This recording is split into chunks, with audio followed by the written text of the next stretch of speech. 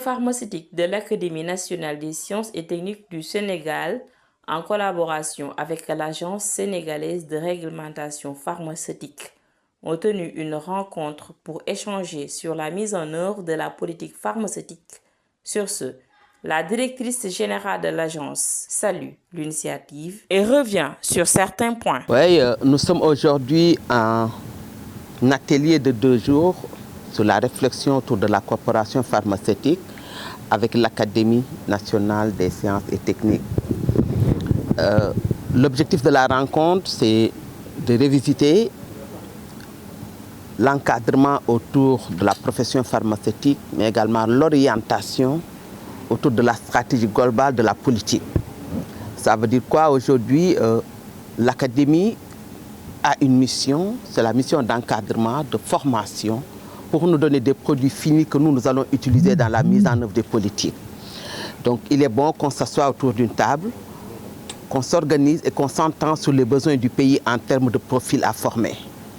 Ce que nous saluons aujourd'hui autour de l'Académie, c'est cette bonne organisation de la filière pharmaceutique qui ne date pas d'aujourd'hui et qui aujourd'hui est en train de s'activer, de se contextualiser par rapport à nos besoins.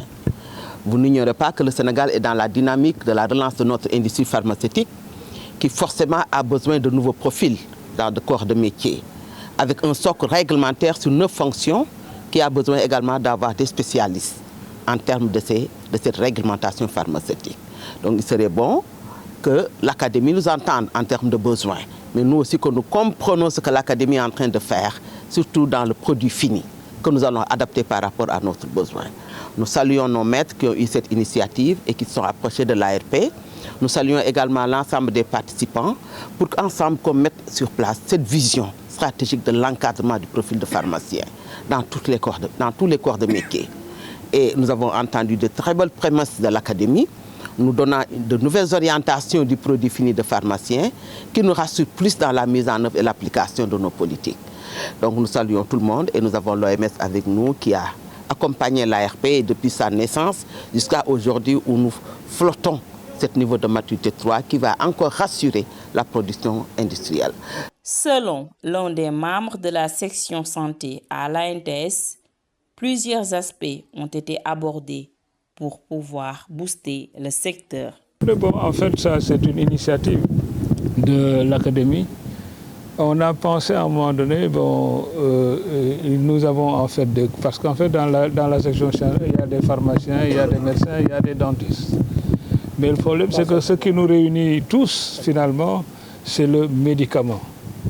Et donc nous avons estimé qu'il était bon que nous rencontrions justement l'organe qui est chargé justement de la réglementation, parce que quand on parle de pharmacie, il y a beaucoup de possibilités. Il y a beaucoup de possibilités, mais malheureusement, les gens se focalisent surtout sur le médicament. Et donc nous avons estimé qu'il était bon que nous puissions nous retrouver avec l'agence de réglementation pharmaceutique pour parler justement de la formation du pharmacien. Déjà, donc vous avez vu, parce qu'on supprime toutes les options, de parler en fait du médicament, pratiquement de sa conception jusqu'à sa distribution au niveau en fait du patient. Et c'était ça en fait notre truc. Donc nous allons continuer. Aujourd'hui nous avons abordé la formation tout de suite. Tout à l'heure nous parlerons en fait des aspects législatifs. Cet après-midi nous parlerons en fait de la distribution. Demain, nous parlerons en fait justement de la tendance ou de l'option de souveraineté pharmaceutique. Et tout cela en fait contribue justement à faire le link. Et nous, au niveau de l'Académie, cela nous amène donc à réfléchir pour essayer de voir dans quelle mesure donc, nous pouvons accompagner l'agence sénégalaise de réglementation pharmaceutique ainsi que en fait toutes les autres en fait entités qui tournent autour de la profession pharmaceutique.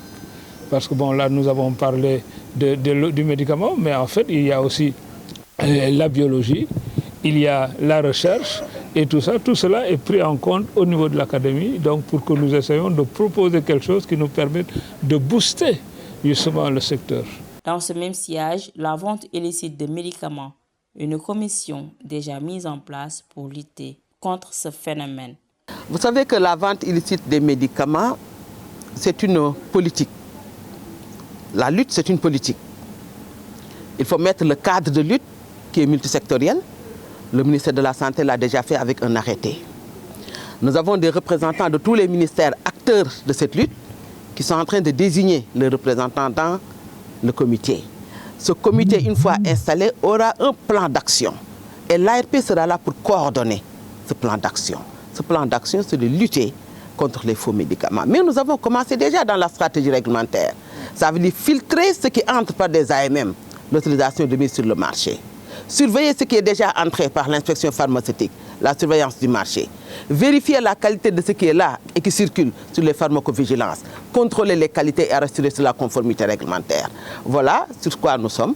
Et l'ARP est déjà outillée parce que nous avons des corps de métier, surtout l'inspection pharmaceutique, une vingtaine, avec des moyens logistiques et pharmaceutiques, des moyens financiers pour aller affronter le terrain, ramener la réglementation à la mise en œuvre des politiques. Je pense que nous avons déjà commencé la lutte et nous n'en sommes pas à notre première. La DPM l'a toujours fait.